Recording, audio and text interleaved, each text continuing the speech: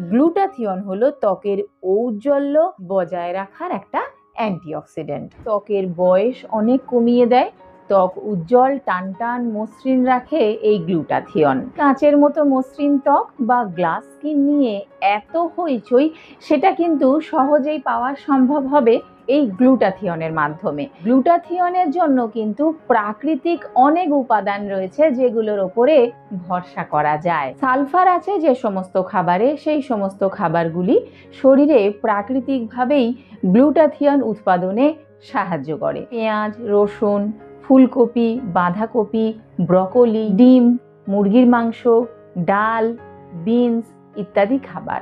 চেষ্টা করুন এই সমস্ত খাবারগুলো দৈনন্দিন খাদ্য তালিকায় অন্তর্ভুক্ত করতে, আর আপনার শরীরে প্রাকৃতিকভাবেই গ্লুটাথিয়নের উৎপাদন বাড়িয়ে নিন। কমলা লেবু, পাতি লেবুর মতন ভিটামিন সি সমৃদ্ধ খাবার খান।